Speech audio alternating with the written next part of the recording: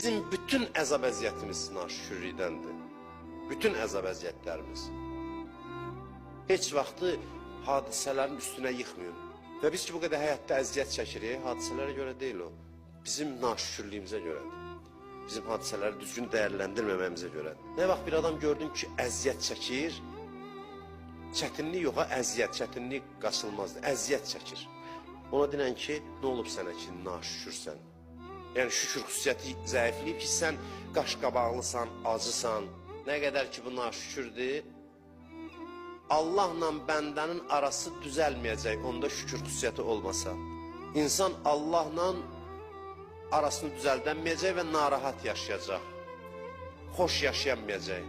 Şükür elə bir şeydir ki, ona sahib olan kimi dərhal ləzzət gəlir insana. İnsan yaşamaq istəyir. Şükrün miqdarı azalanda insanın həyatı acı keçir. Elə ki, gördün həyatın çox acıdır, baxış bucaqlı dərhal dəyiş, yerini dəyiş ki, başqa yerdən baxasan. Elə dəyiş ki, təşəkkür eləyə biləsən. Onda hər şey dəyişəcək. Belə olsun, itirdiyindən daha çoxunu əldə edəcəksən. Çox şeylər əldə edəcəksən. Bütün aləmin rəngi dəyişəcək sənin üçün. Tamam, başqa rəng alacaq. Şükür elə bir xüsusiyyətdir ki, onun olmamağı bütün narahatlıqların əsasıdır. Bu yoxdursa insanda, insanın həyatında heç nə yoxdur. Heç nə yoxdur. Xaricdən insanı isə xoşbəxt eləmir.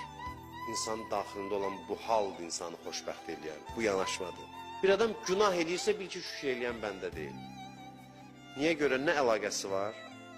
Çünki şükür eləyən adamın həyatı o qədər şirin olur ki, onu şirinləşdirməyə ehtiyac olmur. Başa düşdünüz, nə edirəm? Şükür eləyən insanın həyatı kifayət qədər şirindir da, ehtiyac yoxdur ki, getsin günahla onu şirinləşdirsin. Bir adamın həyatının şirinliyi, dadı olsaydı o günah eləməzdi. Bütün günahlar ləzzət axtarışıdır. Bütün günahlar.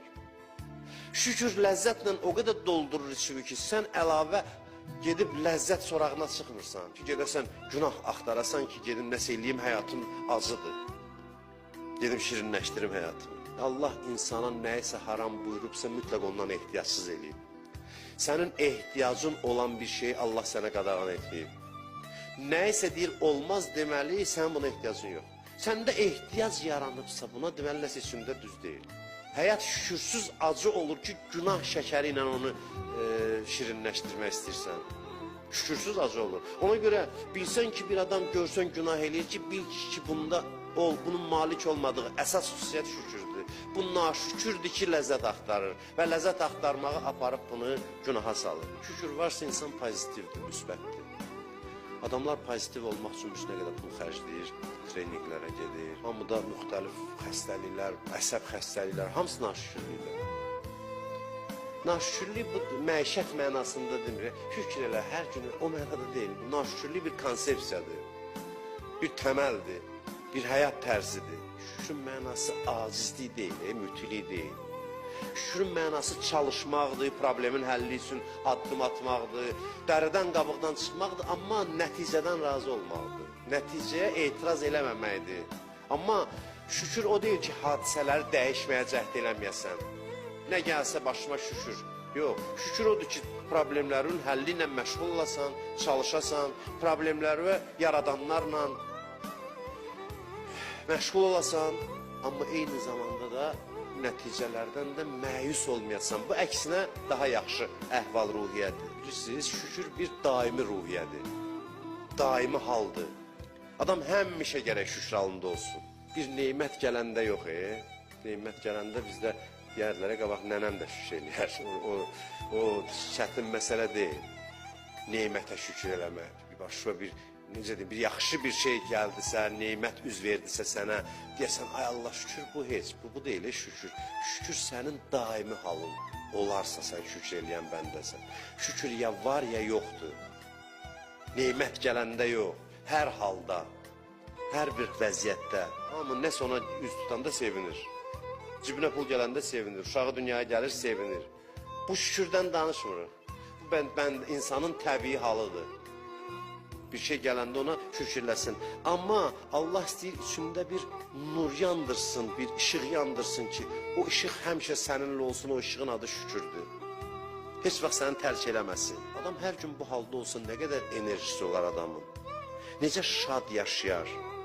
Hər gün deyər, bu günüm nə yaxşı keçdi mənim. Baxır deyir, yer kürəsi mənə görə günəş ətrafına fırlanır. Həqiqətən deyirlər, sən olmasaydın nəyə lazımdır? Yer, göy, günəş, ay, heç nə lazım deyil. Hər bir şeyin yanında şükür olsun. Bax, mən sizə tövsiyəm bunu. Hər bir xüsusiyyətin yanında şükrün varsa, hər bir hadisənin, hər bir şeyin yanında şükrün varsa, sən düz adamsan. İnsan ki, başladı təşəkkür eləməyə, yerin göyün mələkləri onun başına dolanır. Şeytan neynir? Şeytan heç çatışmazlıqlarınızı göstərir. Deyir ki, bax, filan şey yoxdur, bax, filan şey yoxdur, bax, filan şey yoxdur və belə xəstələndirir insanı. Qəmə salır. Bu qəm kürəyə girdi, iman girməyəcək. Yoxumdur. Bunu qabardır şeydir. Yoxumdur. Dur gedək Allahdan istə. Gedir Allahdan istəməyə, duası ancaq ver. Böyle adamlardan Allah'ın xoşu gəlir. Duanı Allah deyir, məndən istəyin hər şey. Amma belə yox ki, zarıya gedəsən. Ver mənə, ver. Gedir şeytanın təhriki ilə istəməyə, sonra da anasına deyir ki, dur mən üçün üzərliyi yandır, mən Allahla münacatdan gəlirəm, gözləyər mənə. Amma o münacatın qiyməti yoxdur. Münacat o zaman dəyərlidir ki, şükürlə başlansın. Əvvəl deyir, sadala ki, mən xoşbəxtəm onsuz da ilahım, mənim səndən narazılığım yoxdur. Mən yaratmışam, filan, mən xoşbəxt olmağına xoşbəxtəm. Amma bu şeyləri də versən yaxşıdır, verməsən də yenə də yaxşı. Bu halda insan olsun, bu vəziyyətdə olsun. Və məsələ də bundadır ki, artırmağın da yolu budur. Adamlar elə bilir ki, zarımaqla, istəməklə düzəlir. Allah Quranda nə buyurur?